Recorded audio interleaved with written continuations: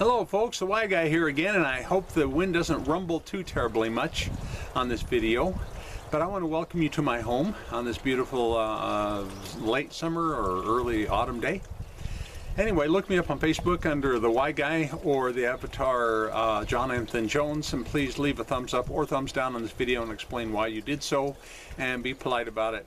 Thank you so very much for understanding. The name of this video is called The Y Guy Asks, Is It Belief, Trust, or Faith? Now, I want to give an analogy here a little bit. As let's say that I got interviewed by some reporter somewhere, and he or she asks, well, where do you live, Y Guy? And me being vague like I am, I say, well, I live north of California. The key word there is of, because what the average reader would think is, oh, well, the Y Guy lives north of California. That must mean either Oregon, Washington, Canada, Alaska, or the North Pole. He must live one of those places. But however, after the interview, the reporter then goes and prints it, and either misunderstanding or misquoting me, the reporter writes an article saying the Y Guy says he lives north in California rather than north of California. Now you see, the reader would read that and say, well, he lives in what, San Francisco or Sacramento, or guessing. And both of those statements are understandable if they're both read, but one of them is not true. And that's what I want to get at with this video. Now folks, I used to believe in a statement that you hear in Christianity: one must have faith in, keyword, one must have faith in Christ. Well, I kind of still believe that, but now totally with a different understanding. And I would like to share that understanding, a different paradigm that I have now about the whole thing, because just the tiniest amount of research I've done, and see if this doesn't intrigue you just a little bit. Okay? Now, if you think about the word in, or that statement, one must have faith in Christ, right off the top of your head, one would think, first off, that puts a huge burden and responsibility on you. That you must have faith in Christ. In every Greek manuscript I have ever read pertaining to verses that has been translated as having faith in Christ, or one must have faith in Christ, every one without fail says the faith of Christ. It doesn't say in. Remember my analogy?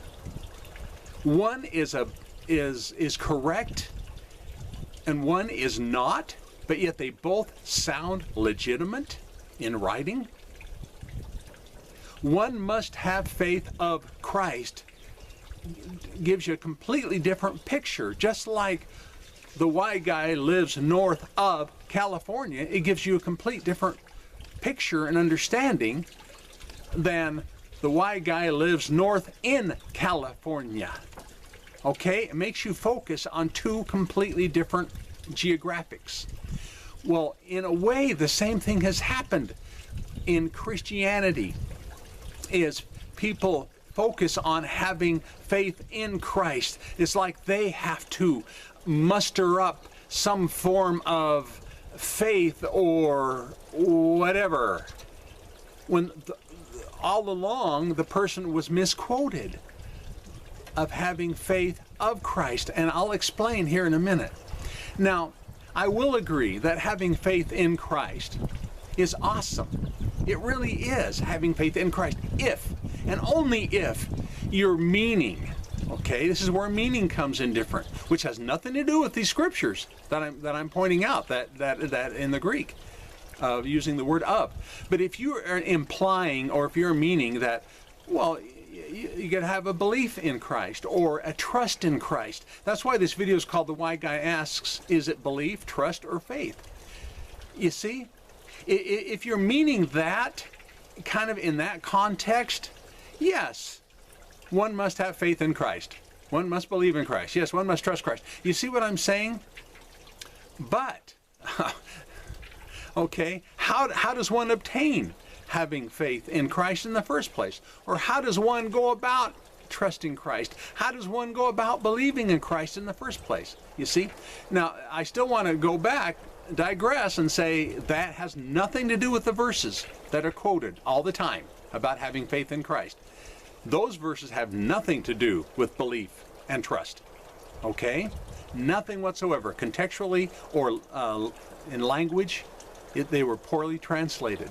Okay? Just like that reporter did with me, hypothetically. All right? Now, what happens is having faith in Christ, what happens is the teaching about that, it's been, or the perception of that, it's been perverted.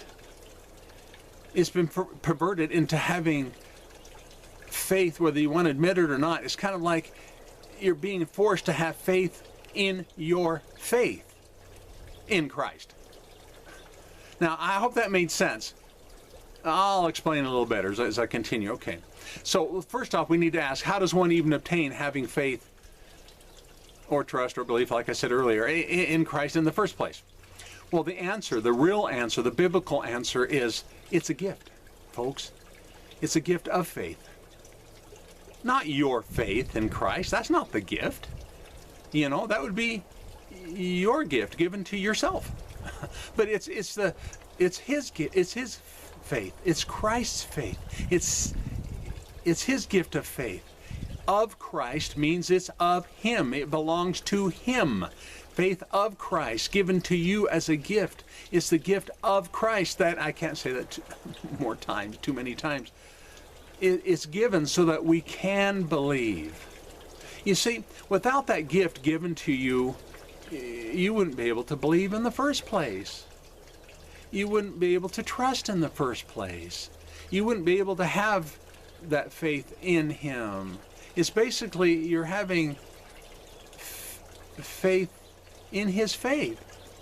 You see, now that I have complete trust in his faith because it's his gift. It's him. It's him doing it. It's easy to trust in something that mighty, that powerful.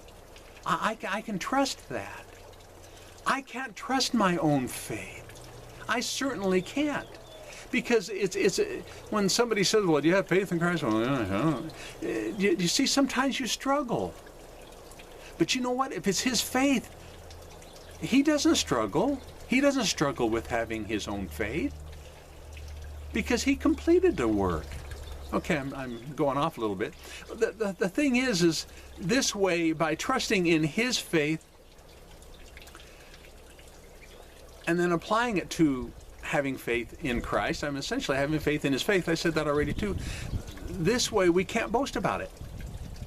You see, when most people, how do they boast about it? When most people say that I have faith in Christ, that's how I got saved.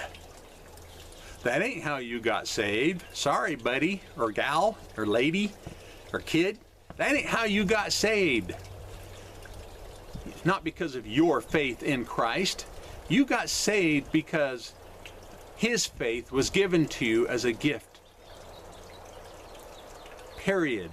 That way you can't boast.